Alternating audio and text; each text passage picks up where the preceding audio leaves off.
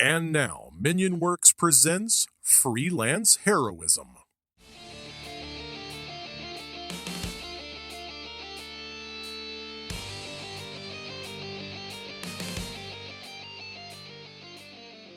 Hey everybody, and welcome to Freelance Heroism. My name is Dees. And I'm Rachel. And we just want to say thank you so much, everyone out there, for listening, in particular the people who donate to our Patreon. You help us make a better show for everyone out there. You know the rigmarole, I do it all the time. But I want to say thank you genuinely. I know in these trying times. Oh, no. I hate that phrase, I'm sorry. I just wanted to say it. I wanted to be one of those guys. I want to be the Toyota commercial podcast. In these trying times, you can get 2 months off paying for it, and we'll just, give you a car that'll break down and whatever. Well, anyway, in these trying times, thank you guys for not, forgetting about us, coming back and joining us and having an awesome game. And we want to say thank you in particular to our producer tier patrons who donate at a particular level that really get this ball a roll and help us make a better show for everyone. So, big round of applause. Rachel, do you want to tell us who they are? Yeah. Trying to be psyched. So we want to say thank you to Chris Deeds, Chris Sones, Christopher Hildebrand, Rebecca, Mo Walker, Breakmeister, Ario Teabaggin, and Orient_Tiger. Thank you so much, you guys. Yeah, really, thank you. Okay, so I have no idea what the intro is going to be about today. I literally have no... we kind of had a spiel earlier. Mm-hmm. But even I can kind of acknowledge it was a little... It was a little harsh. too grumpy. Little zesty. Yes. Yeah. You were, your Hippo Dad episode. Oh, right, yeah. That you were featured on. That's pretty cool. We had some audio troubles. I think my input gain is very narrow. It's very... To stop ambient noise and stuff like that. And I think that my audio came a little low. But it's still good. It's very funny. He did a good job of boosting it up so that you can hear me. But apparently it's done really well. People really like it. If you're listening to this, you should go to that Hippo Dad video and put #BeProfessional in the comments. That would be huge for me. It'd be huge for me. It would really make me feel better. Mm-hmm. And also support Hippo Dad. I mean, comments help him in the algorithm. Likes, subscriptions, things like that. Mm-hmm. Do you have a topic that you want to talk about? What about Danny Trejo playing Animal Crossing? That's pretty great. How do you feel about that? I'm happy with it. I think that's the machete. Yes. Is playing. I guess I don't know what I know he normally plays like sort of like this big scary guy in a lot of movies. Yeah. But was he in From Dusk Till Dawn? He was. He was? Okay. Mm-hmm. I think that's the first movie I saw him in, because when I was a kid, I had zero supervision about what I watched. But also, so I grew up in Texas, and every other weekend I'd go to my dad's house, and my dad lived on like this big ranch. And so we would have like ranch hands, and they were usually like grizzled old dudes. Right. And some of them were kind of like Danny Trejo-esque, and they never scared me. So when I see him in movies, I'm just like, he looks like, like one of the guys that like my grandpa would hire to help like move cattle or something. Your childhood and my childhood were pretty different. Uh-huh. You grew up on a horse ranch with a bunch of cowboys. And I grew up with a bunch of military folk. Gamblers and drinkers. Oh. Yeah. I mean, they're both, I guess, grittier folk. I guess so. Like when I would go to my dad's, my siblings were never really into doing ranch stuff. They usually would just stay inside. Right. But like I would help clean out the barn. I had my own horse that my great-grandmother had given me. So I would go out riding a lot. I learned how to saddle my horse completely by myself. So I would just wake up before anyone else in the house would get up, and I would go to the barn and saddle my horse and then go like ride around. My dad had literally hundreds of acres of pasture, and I would just go out and ride my horse around by myself there were like times where they would have to like gather up the cattle, and so I would go with my grandpa or with my dad, and we would get up like really, really early and go on our horses with a bunch of other cowboys to get the cattle and round them up. The Princess Ray riding her horsey around. They were definitely gritty. And it was kind of like, looking back, it was kind of funny because it was all like a bunch of, I don't want to say alcoholic, but they were alcoholic like, is a fine word. It's a fine word to use. It doesn't mean they're like pieces of shit or anything. No. They drank a lot. They drank a lot and they smoked, and it was like just a bunch of these gritty country cowboys, and then like 10-year-old Rachel on her horse that her great grandmother gave her. I just like the idea of Rachel walking into the living room and being like, "We need to form a posse. Somebody stole my Barbies." That's funny to me. Yeah, my dad used to hang out with this guy named Alan, and he was like, okay, so to put into perspective, we used to have a poker game at our house or at Alan's house every week. Mhm. And we used to play, it's called nickel, dime, quarter poker. It's like penny poker, but a little higher stakes. There was like, and they were sized like chips or whatever, right? So you could play. And then at first it seems cheap, right? Like you could start playing with $5, but after a little while, it's like things get, they're grown men. They have full paychecks they could dump, and I have an allowance, right? So I'm playing short stack for most games. Uh-huh. But it was cool because it was like from a really young age, I was playing poker with these adults, Mhm. and I got good enough to where I could beat them, and where a new player would come and sit down and play, and then somebody would lose, and they'd treat it like it was a big deal, and then all the older guys would look around and be like, he's gonna take all your money. But I mean, that kind of Alan. Okay, I started talking about Alan. I want to talk about him a little bit. This guy has a brain that can't remember a single Shakespearean title. He doesn't know anything about movies. He's really bad at naming songs. Got none of that. Okay. But if a person won Wimbledon in 1994, right? No, better yet, if a person came in 8th at Wimbledon in 1984, he's got that in his head. Wow. If it was ever on ESPN, even for a briefest moment, he knows it. He made us crazy. Like, we used to play poker and Trivial Pursuit. That's it's different. I know they're different games, but Trivial Pursuit, and he would, anytime there was a sports question, he would slam dunk that shit. He would answer other people's questions when they got it wrong. He was bonkers. But yeah, so these are the guys that we used to play with. They used to get real drunk and go. We've moved a million times since then, so nobody from that time knows who I am, so they can't trace it back to me. Okay. But one of my dad's friends used to get real drunk and go outside to the minivan of this bitch neighbor we had and piss in her tires. In them? Inside the like spokes. What? Into the rim of the tire. Oh no. Yeah. She was such a horrible person. So, don't feel bad for her. If you're out there feeling bad for her, no. She was a monster. Yeah. She sucked. But her tires always smelled like pee. Cruising on that urine circuit. I don't know what goes in this intro. None of these things feel connected. Our weird childhoods. Yeah. I'm trying to think of the weirdest thing. I stole corn one time. What? That was my first big robbery.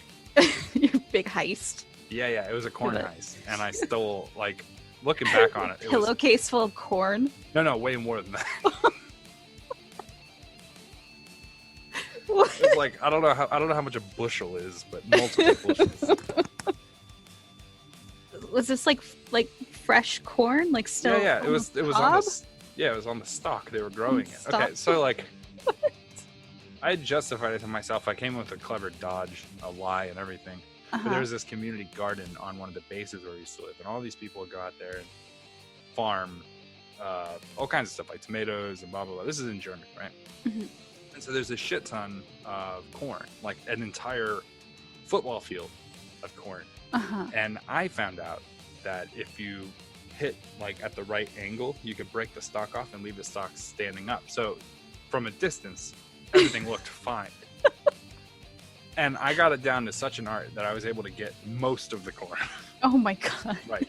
And because the houses are on one side of it, I was able to store the corn for pickup on the other side. Who's picking up your corn? I had enlisted 2 other people to help me jack this corn. This is an elaborate heist. Right. Okay. So then the idea was that we were going to take it all and then we're going to run into the wood line behind where the community garden was. We're going to stash it there, and then we're going to bring the corn to our side of town, the other side of the base, and we were going to sell corn. And it was brilliant. Uh-huh. This is a brilliant plan. We had wagons and everything, like little radio flyers filled with corn. And yeah, it was like, but my dad, he was like, "Where the fuck did you get corn?" And I remember him being like very skeptical of it, and he was like, I think this is like a tester bet, right? He was like, "Can you get some more?" And I was like, "Oh yeah, I can get some more." And he's like, "Where are you getting it from?" And I was like, "But don't ask." There's a guy, I know a guy with some corn. And he was like, "Okay." Bunch of corn fell out the back of a truck. The back of a corn truck. And yeah, so I was like, it was on its way to the Pringles factory when we, they were making corn chip. But yeah, so I ended up getting caught. Uh-huh. They found the stash house of the woods, and they came back to my house, and sure enough, my dad had the corn on the table. Oh. Yeah, and they saw it, and they were like, "Did you hire these kids?" And he's like, "I'm gonna tell you, I have no idea what the hell's going on, but I'm certain it was my son." I got ratted out. And then there was this whole thing where I had to like try to lie my way out of it. That didn't go so hot. I thought it was community corn. Anyway, but yeah, so that happened. My parents, to this day, still laugh at me. If you bring up corn in front of either of my brothers, Mhm. They'll tell a story. But hold on, I have to say this. I want to put it on the radio too. I want everybody on the internet to hear this story. My little brother did the same thing, but his was like malevolent. Mine was like, we can make money off this. People are gonna be cornless, whatever. My brother was casing the joint of a fucking house across the way, right? What? He's like 11, maybe 10. He's casing this joint, right? And by casing the joint, I mean he's outside playing and he's looking at this house. He didn't have like binoculars or anything. Uh-huh. Okay, so then this is on Easter Day. All these women with sashes on, they're Girl Scout troop leaders, were going out and hiding these eggs for the Easter egg hunt. Oh no. And then they went inside to tell all the girls, "Hey, we're gonna go have an Easter egg hunt. We've already got the yard set up, so now you can go out." My brother, in that time, ran over there, got every single Easter egg, all of them. He watched them set them up, so he knew where they were. Went over there, got all of them, put them in his fucking shirt, and then ran and hid them, right? Oh, I said hid them, but really I meant he hid. And then he broke all the plastic eggs open and ate all of the candy except for the peanut butter things because he's allergic to peanut butter. So he's left a mighty like thumbprint behind on the scene. Okay, so then one of my parents catches him, right? Uh-huh. And they're like, "What the fuck did you do?" And he just like comes out and rats on himself. Mm-hmm. My dad, I think it was my dad, had to go over there and talk to the people, the Girl Scouts, and tell them that their Easter egg hunt was ruined because my brother fucking stole all of their candy. And my dad came home and the look on his face was just dejected depression. Like, have you ever had to face a room full of like 10-year-old fucking Girl Scouts and tell them that they ruined Easter? I can't even imagine how rough that must have been. Oh my god. But so now whenever they're like, remember the corn heist? I'm like, remember the Easter eggs, bitch? And then we're chill. We don't talk about it for like another 4 years, 5 years. Oh man. I think my family was, at least me and my brother, were natural criminals from birth.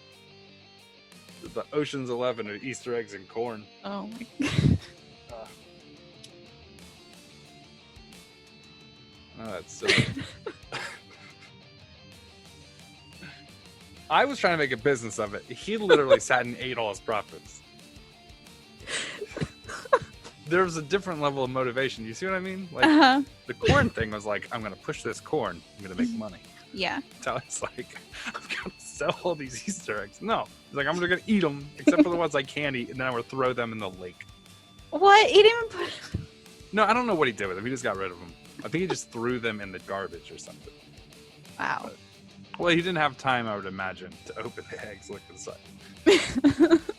We all... Okay, so I'm going to do my public apology now. I am super sorry if in 1993 you lived in Frankfurt, Germany, and you didn't have corn. My bad. It's not that you couldn't go, probably buy a bag of corn, but I was responsible for that. My bad. If you're a Girl Scout and you did get Easter, that's not my fault. I didn't do that. Yeah. We're a family of thieves, rogues. Wow. We're devious child rogues. It's like the Artful Dodger, but for corn and chocolate. Wow. Yeah. Meanwhile, I was on my own personal horse. Like, yeah, you were a cowboy. You were the sheriff, and we were the criminals. That's what I'm getting at. We're cowboys and robbers, right? We were the robbers. I had ostrich skin cowboy boots. I had my own cowboy hat that had there's a little belt thing you can get around your hat. It was made out of your marshal badge. It was made out of like rattlesnake skin. I was like, you had that every rose has its thorns cowboy hat. Pretty decked out. Fucking poison. Had my horse Brownie. Oh my god. Yeah, his name was Brownie. You were the sheriff. We were the crew of train heist people, and you were the... Yeah, we would have been enemies in the old West. We would have been enemies.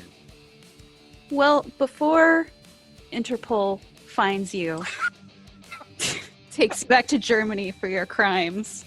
They can't extradite. Not for corn. Why don't we go to today's episode? Picking Up Chicks. Is that the name of the title? Yeah. Fantastic. No, seriously though, I would have got away with it too if it weren't those pesky dads.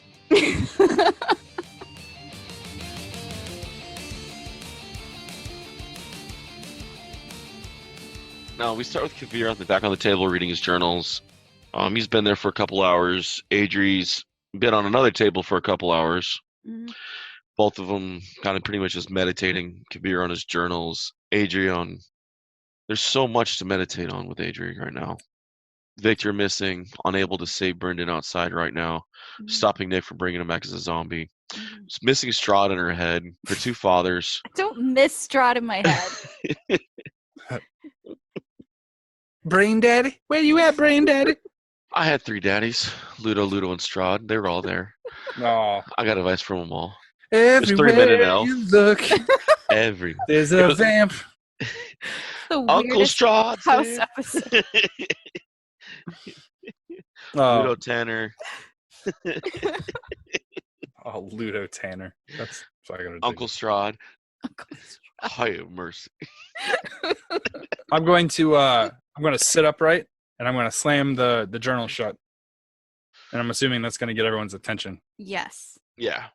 Is Nick in the room? Yes. He is sitting in the corner going through his notes from Victor on how to argue with Adrie. Nick. He looks up. Sir. Bring me a hammer. All right. Jumps up. Goes quickly downstairs, comes back, hands you a hammer. I'm going to cast Prestidigitation to get the gunk off and make myself presentable. All right. I'm going to go downstairs. I'm going to grab one of the other hats that I have. And I'm Alright. going to press the digitation to make it black. So it matches the coat. All right. And I'm going to put it on, walk upstairs and be like, Adrie, Yes. we have a press conference to hold. And then I'm going to put the book under my arm and I'm going to walk out while changing my tie. Okay. You walk out the door. You find Esmeralda leaned up against the doorway of the house. When we leave, We? think I'm gonna let you go kill him without me? Fantastic. Do you lean up against the wall because you only have one leg? Knock on wood. I'm going to tap her leg, and then I'm going to walk over towards the church.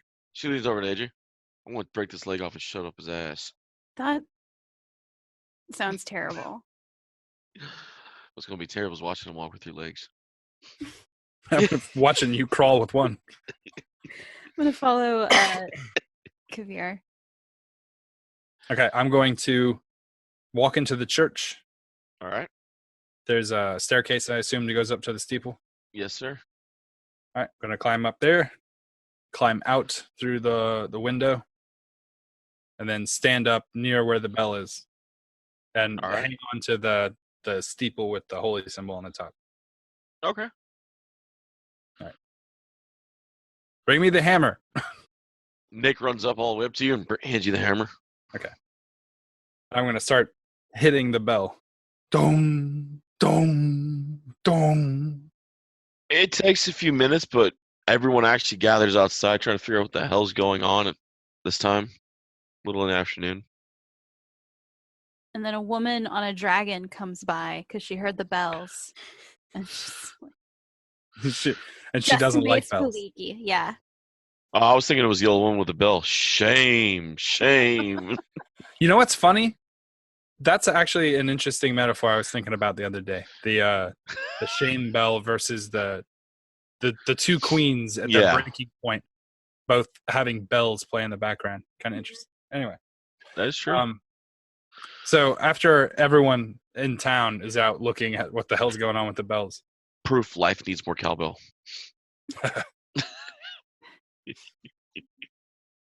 ladies and gentlemen of Vallaki, then I'm going to take the hammer and toss it down to the ground. You see 5 of them scatter out of the way. And I'm going to use a silent image to create a glow like behind me. So that way I'm more visible up on the roof. The glow behind you, the black hat, the black coat, Right. So like a face silhouette. shadowed. I was rude to you the other day. It was in a difficult moment for me. Barovia has only been working at me for a few months. And has been working on you your entire lives. So forgive me for my cruel words. I want to gift you all of the property that I have purchased in this town. It is now yours. Do with it as you wish. Run your farms and your businesses and do it. Live a good life. But it occurs to me that you can't do that under the fist of this tyrant. And now, I am reminded by an old friend, and I'm going to raise this book up, right? From a long time ago, that we can't sit by and watch evil men do evil and do nothing to stop them. Those with the power to stop it should. And those who don't have the power should strive to never let it take hold again. So, I'm going to leave this with you. I'm going to toss the book down to a person. Just whoever is in front. That is the history of one of the best men I've ever known. And for a moment, I forgot what it was like to want to be that. I lost my way. and I ask you for your forgiveness. And now we have something we have to do. We might not make it back.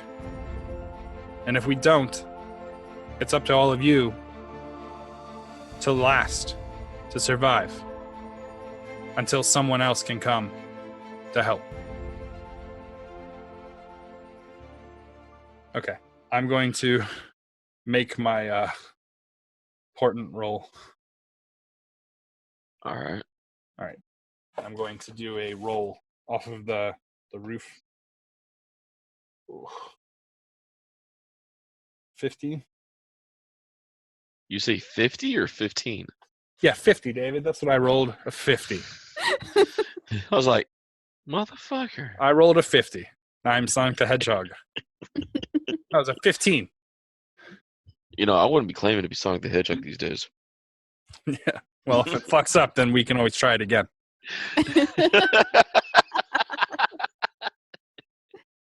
Does a 15 roll off the roof and get my footing? I'll give it to you. Okay, good. That would be very bad visual. Okay, so then I'm going to stand. I'm going to throw my kind of cloak back, and I'm going to fasten up my new tie. All The right. long red tie that I used to wear in the professionals when I first joined. Then I'm going to kind of walk through the crowd, and I'm going to like kind of tap people on their shoulders and like just hang in there. We're going to end this. You get some claps. You get some definitely confirmations from some of them. You know, claps them back your shoulder. Some of them are still in shock. In my So- head, I'm like, don't touch me. Don't touch me. So, Nick pickpockets the book you threw down from whoever caught it. I'm Goes going to to read it. hold up the light sword in one hand, Oh boy. and I'm going to make a thunderous bolt of light, making it daylight. It is the brightest this town has seen in a long time for a moment. And then I'm going to point it at Strahd's castle. Like a holy lightsaber or something. You hear a crack of thunder from the sky. Almost like he's challenge accepted. I'm gonna kill vampire boy.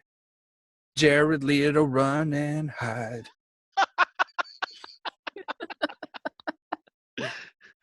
This is what you get for fucking with the Joker.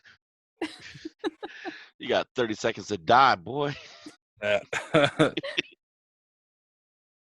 Sounds good. Onward, quackling. Yes,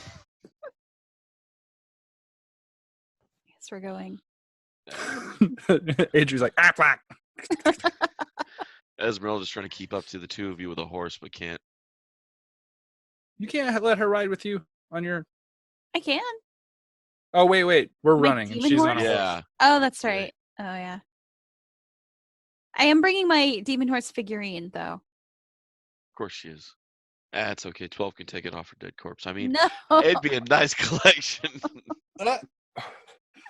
12 is how many seconds Adrie's going to survive once the combat starts. No. It'd be a nice wedding present from 12 to Kavir. Oh. No, we already did that. Yeah, I know. She hasn't done it with the other you, though. Oh, that's true. She's probably already done it with him. She doesn't strike me as the type of woman to... No, not away for wedding. She gonna take him to the bone zone. I would like to cast Death Ward on myself after we get out of town. All right. No issue. You cast it. It lasts for 8 hours. 8 hours, well worth it. That'll last most of the way to the castle, and then partially the first floor. Come straight out of Compton. You still have 360 more feet to go up, Okay. because the very peak of Ravenloft is 360 feet high. Okay. Like Dee said, feather fall for the MVP. Hey. Featherfall could mean ducky. It's all part of the prophecy. Kicks Ducky off the 360-foot steeple. Featherfall! She's like, oh shit, I don't have that. Gunk. So hypothetically, if I do fall from that height, Your probably forehead would act like a nuclear bomb when it hit. would my death ward keep me alive? Absolutely. Your death ward would keep you alive from the fall damage, but from the aftershocks of the magnitude of the hit, the earthquake would kill you.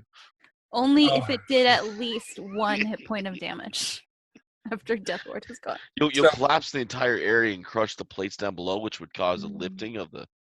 Oh. Actually, if we want to do it for real, hold on. So the first 10 feet doesn't count for a fall. Right. But every 10 feet after does. So you get like a D6 350 divided by 10, 35 times 1d6. So 35d6. Okay, let's see what we got and then here. Cut it in half as an average on a 3 they rolled on the D6. 35d6. 97 damage. Rachel, would you survive? Yes. 125, would you survive? Yes. 121? Yes. 135? No. You wouldn't survive at all? Or you wouldn't?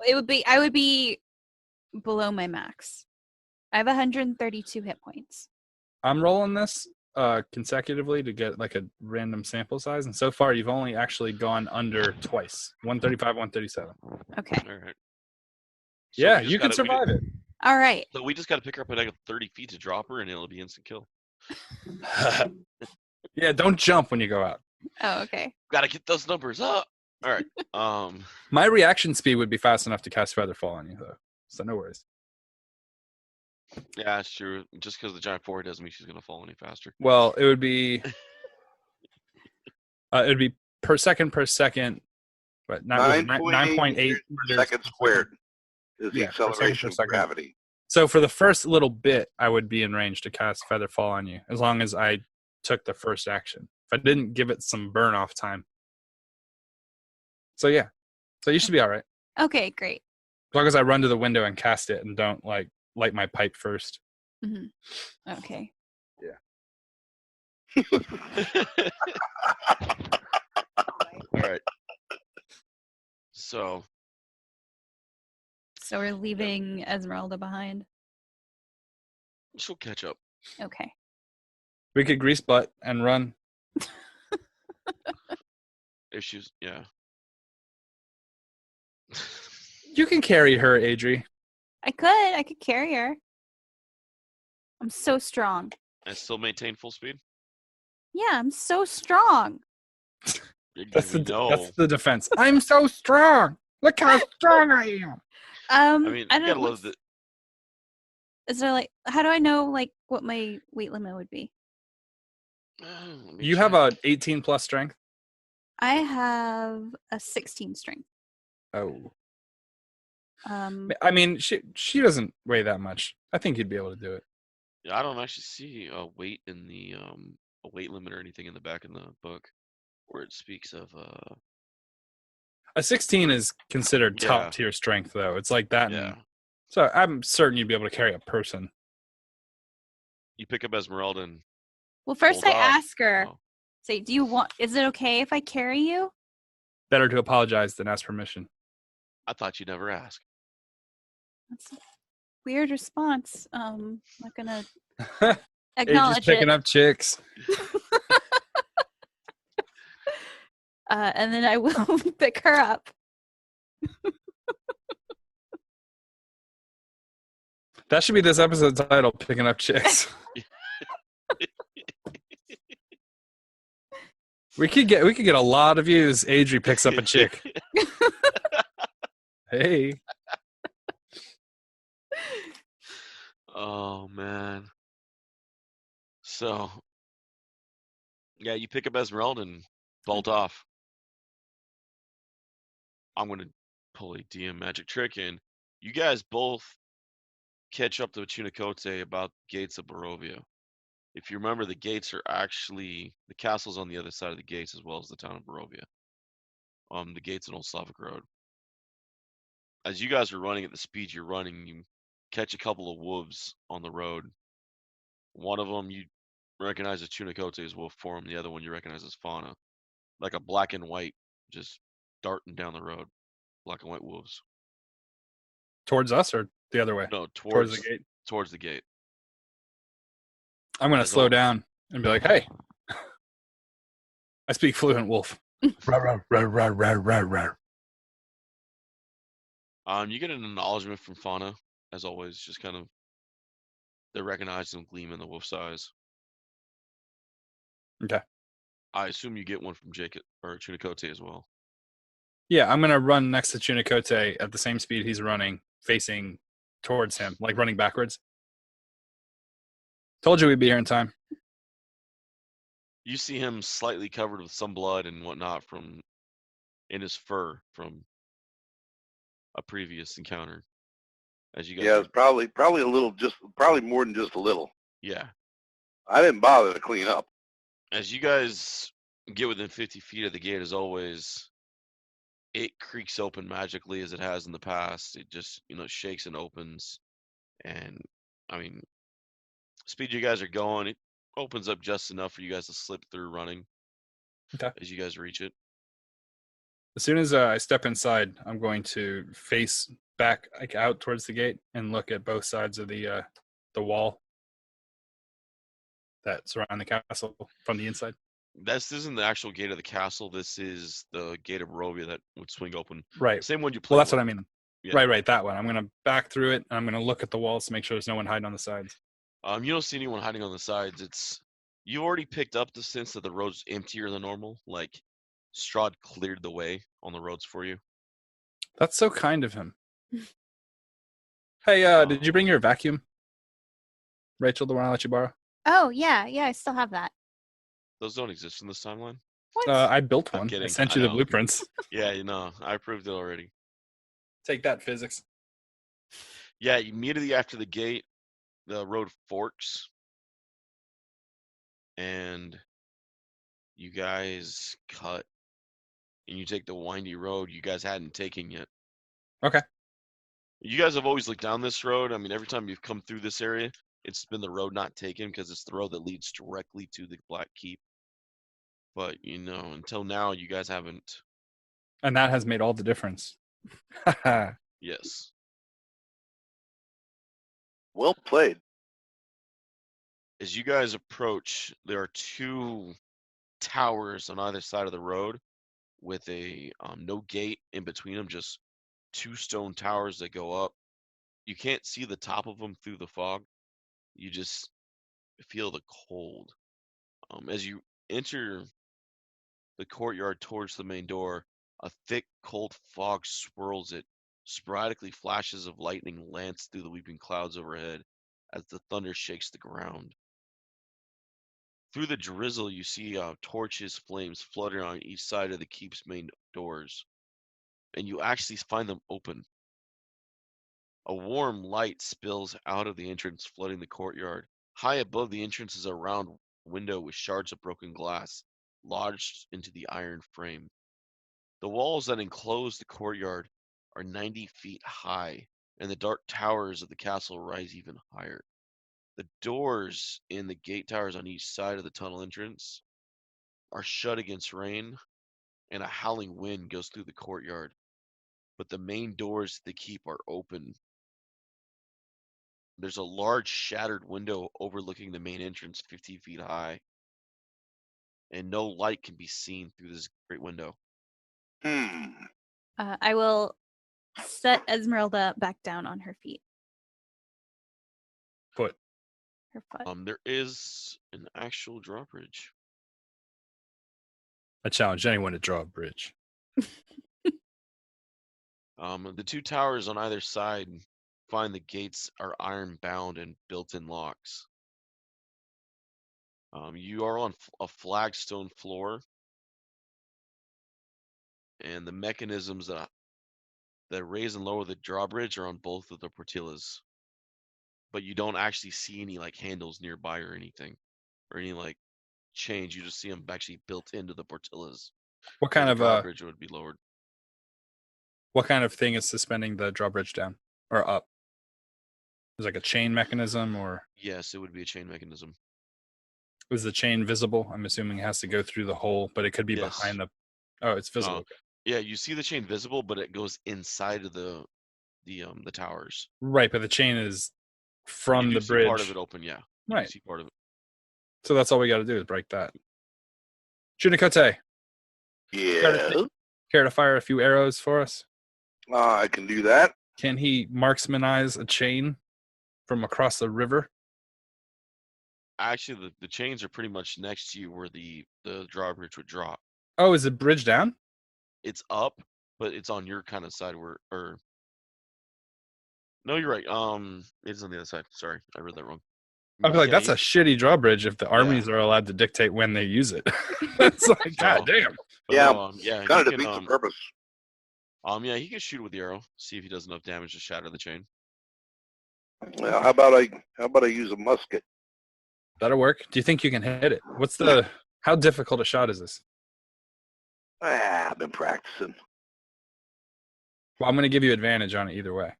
Oh boy, well, I've been practicing. I'm going to use my what feat is that? That shooting feat thing I have? Sharpshooter. Yeah. Sharpshooter, he's going to take -5 to his attack, add 10 to the damage, rolling with the Yep. help action from the professional. All right, so that's advantage on that. 24 Damage or hit? hit. Yeah, you hit the chain. All right, damage will be. Oh my god, my damage roll sucked tonight. It's 16. It's a chain. It's not like it's Yeah. fucking. Yeah, the bullet slides through the end of the barrel, and it exits with velocity. You guys can hear when you guys hear the shot fire, you almost get a slight flashback to the hunter that used the rifle to put Swiss cheese holes through Adrie's armor. As the bullet ricochets the chain and he hits it and snaps it. I got those fixed. You did, but A bunch of times. that rifle gave you PTSD from that battle. The chain snaps and you can hear just the heaviness of the mechanism. You just hear a crash after the chain snaps. It rips out one side, goes to the other side, and the bridge drops, slamming down. Huzzah. Well You done. even see parts of it splinter as it slams. I have a gun. It splinters as it slams. So it like hits the ground and goes, turtles. Ninja turtles. That is who you are. Never forget who you are. He cut a piece of my ear. My god. Oh. All right, I'm Sorry gonna if take. I seem a little Oroko cocky. But Ah. I Good. get it done. I'm gonna reload the musket. All right. 2 hours later, he's ready for another shot. Yes. Actually, I have rapid reload, so it only takes me an hour and a half. So as you guys cross the bridge, you enter the courtyard. And, The courtyard inn. well, no, pretty much you enter the front courtyard. You can go into the keep ahead of you or go right or left around the castle. Huh. Which chamber does it look like is the most prestigious, the most important? You mean right, left, or center? No, I mean like looking at the castle structurally. Actually, as you guys look at it, it doesn't look as well kept as you guys would have imagined. The shattered windows, the main hall has a warm light, but other areas just almost seem just ice cold as you look at the windows from outside. What's cooler than being cool? Ice cold. All right. Okay, D-Walk. Lend your neighbor some sugar. I'm your vampire slayer. Lend me some garlic. I am your slayer. Now stake it. Stake it. All right. I want to go into the main chamber. Fuck it. All right, All right. let's do this. Go to K7. Door kicker. Isn't the door open? Yep. No, doesn't mean you can't kick The it. ornate That's true. outer doors of the castle hang open, flanked by fluttering torches on the iron scones. 20 feet inside the castle. David, we're gonna go back. Okay. All right. Ornate sconces, right? Sconces, yes. Yeah. You said the Scones. ornate on the scones, and I was like, Okay. what? We're crossing over a biscotti. All right. I shall reread this. Thank you. Sorry. All I'm good. sorry. The ornate outer doors of the castle hang open, flanked by fluttering torches in the iron sconces. Doom! Yeah. 20 feet inside the castle is a second set of doors. Adrie, I choose you. Door kick. Well, why don't I see if they're unlocked first? Door Hey. kick. As you approach them, the doors violently swing open, Oh, revealing a grand hall filled with the sound of organ music. Which Deep- organ? The heart? The liver? The pancreas? can I see where the music is coming from? You can't. You just hear it coming from inside. That's ambiance music. What kind of music? Does it sound like a battle theme? Sorry, this is No, RPG just kind of tactics. like just that deep. Think damn, what was that game? Think Castlevania almost. Just like, Oh, fucking yeah, hey. yeah. It's all battle music.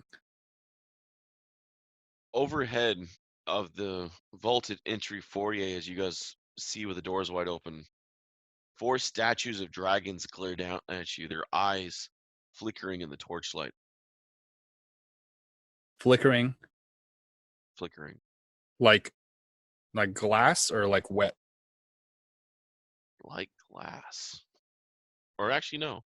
A couple of them look like glass, but one of them, and then each one after that one, as you relook at them, you can almost see them wet as the eyes begin to follow you. I'm going to message Adrie.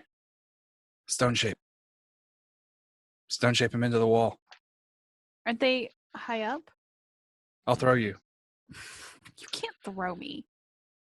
Okay, this is the combination of events. Jake will reduce size on you. I'll throw you. This shit happened in a Pathfinder game. I'm not reliving this shit again. Fucking goblin and cannons. Okay, how about this? I'm going to cast grease on the wall where it's perched. I'm going to coat the entire statuesque figure with grease. You do. They're fun. They're not moving? As you do, they begin to hiss and spit, but they don't move. They just stay up there, high in the rafters, watching you. Well, that was a well-used spell. Okay, remember the greasy dragon. That's going to be the name of our tavern one day. After they get done hissing, they revert back to their stone forms and just sit there watching their eyes. Huh. All right, well, I'm going to dash through the room then. Okay. You dash in the entry. Cobwebs stretch between the columns that support the vaulted ceiling of grate. Dusty hall dimly lit by sputtering torches in the iron sconces. The torch casts odd shadows across the faces of 8 stone gargoyles squatting motionless on the rim of the dome ceiling. Cracked and faded ceiling frescoes are covered by the decay. A pair of double doors, bronze, stand closed to the east, and to the north a wide staircase climbs into darkness. The lit hallway to the south contains another set of bronze doors, through which you hear a sad and majestic organ tones. Let's go there. We should I'm go going that towards way. the organ. Yep. Follow the music. We open the door. It's like, Uncle Dookie, Uncle Dookie. Nobody but me has seen that movie, and it makes all of the great references totally useless. What movie is that? Rockadoodle. Oh my god! I saw that when I was so young. My brother was obsessed with that movie. There's like the whole first half of that movie is so many funny lines back to back. It's an adequate pipe. It's an adequate pipe. It's an aqueduct pipe, you idiot. It'll take him straight to the city. How did you dispatch them? Adequately. It's like, fucking stupid. That's how I feel like the henchmen guards that I was like paying off. That's how I felt like I was interacting with them. Did you see anyone come through? No, except for all those guys with the weapons. Like, what? Dude. D walks over here reading. No, I'm just making sure I got the right ones because I want to make sure this goes right. The torchlight flutters against the walls of this vaulted hall to the east. The arch hallway stretches for 20 feet, ending at a spiral case that goes up and down. Next to the hallway, a suit of armor oiled and glistened stands at attention in a shallow alcove. To the west, the large double doors hang slightly open, and a steady bright light escapes through the opening. Swells of organ music come from behind the doors, spilling their melody of power and defeat into the hall. Gonna keep following the music. I got this weird Scooby-Doo sense that armor is coming to life. Yeah, that armor So is it's going to chase me through doorways. I'm going to come out other doorways. Oh yeah. As you guys go for it. Yeah, I'm keeping an eye on the armor as we head that way. She's just keeping an eye on it See because she's something going to put dark holes in her. between the eyes of the helmet. What? As you watch it, you see something kind of dart between the eyes of the helmet. Okay, tell Auto what? tackle. Just immediately attack it.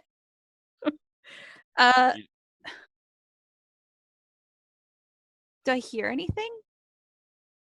No. Man, I wish I had Stone Shape. I would show you motherfuckers how to use Stone Shape.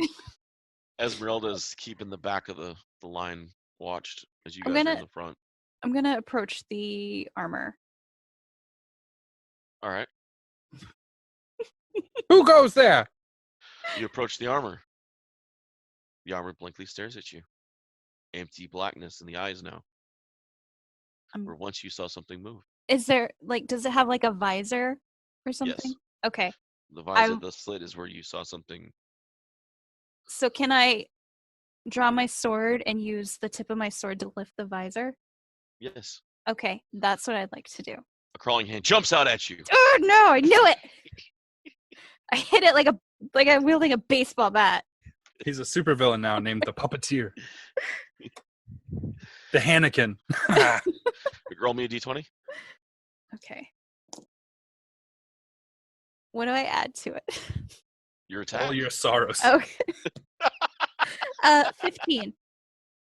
You catch the hand. You catching it with the blade or the flat of the sword? I kind of want to hit it like a baseball.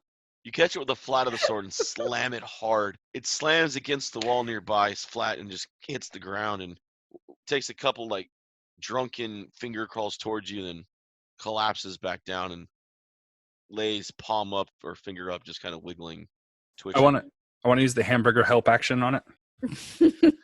It gets a mitt and it goes Super Saiyan. It comes up with its fingernails turn blonde.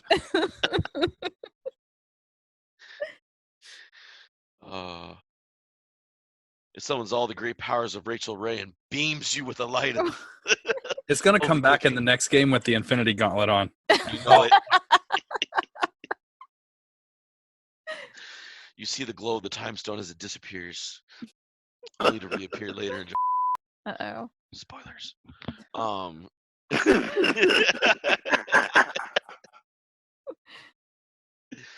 So it's laying there, just kind of twitching on the floor.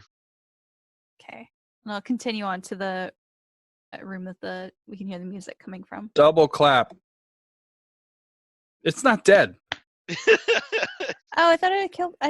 You knocked it down. It passed unconscious, but we don't know what makes hands live. Aren't they half a CR? Fine, I'll go over and just stab it. Sever its fingers.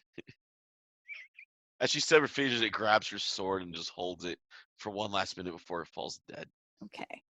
And then I'll shake my sword to get it off. It has no fingers. It's holding on as a death grub. Okay. You shake it off. All right. Oh, fuck that hand, dude. All right. So you guys going to the dining hall now where the organ music's coming from? Yes. I don't know. It could be his teammates playing the piano. How do you enter? How do you enter? I am right behind you guys, all the way. I'm just walking in. I'll go in.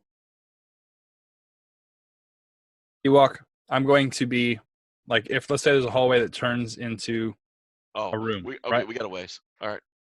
Continue. I'm going to be far enough back that if a projectile were to say exit at a high velocity, not only would it hit someone else first, but it would also pass by me. Because think of like the L shape, right? That's how they're lined up, 1, 2 in an I formation, and I'm the fucking wing. I'm off on the side. Yeah, I'm playing the halfback. All right. 3 enormous crystal chandeliers brilliantly illuminate this magnificent chamber. Pillars of stone stand against the dull white marble walls, supporting the ceiling. In the center room, a long, heavy table covered with a fine white satin cloth. The table is laden with many delectable foods: roasted beef, or a beast basted in a savory sauce, roots and herbs of every taste, sweet fruits and vegetables. All right, calm down, George. George R. Martin. Honey crackled ham, beef, and twisted wine molds and blah. Sorry. Places are set for each of you with fine, delicate china, except for Adria, where it's wooden and stone. Hey, you can't break it. Rude. I'm sorry, delicate china and silver. Each place has a crystal goblet filled with amber liquid with a delicate, tantalizing fragrance that hits your nose as you enter the hall. At the center of the far west wall, between the floor and the ceiling, mirrors stands the massive organ and the pipes blaring out the thunderous melody that speaks in all the tones of greatness and despair. Seated at the organ facing away from you, a single caped figure pounds the keys in ruptured ecstasy. The figure suddenly stops. The deep silence falls over the dining horse and slowly turns towards you.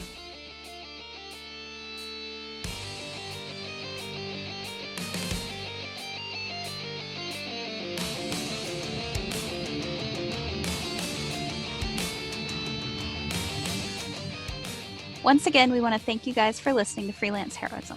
We hope you're having just as much fun listening as we are playing. Visit us at facebook.com/freelanceheroism and leave us a like. If you want to see our adventures in comic form, The Professional illustrates our misadventures and more at 1d4rounds.com. And if you want to support us, consider donating. We're at patreon.com/freelance_heroism. Keep an eye out for rewards as we add them. Our cast includes me, Dees Cassius as Master Kabir the Professional, Rachel Moore as Adrie the Ducky Cleric, Jake Sipple as Chunikote the Lupine Loose Cannon, and last but not least, our DM and Dr. Midnight, David Walker. Questions or comments? Send an email to freelanceheroismpodcast@gmail.com. And don't forget to give us a 5-star review wherever you get your podcasts. Thanks again for listening, and we'll see you next week. In the meantime, the invoice is in the mail. And music by me and Lichkit, my band.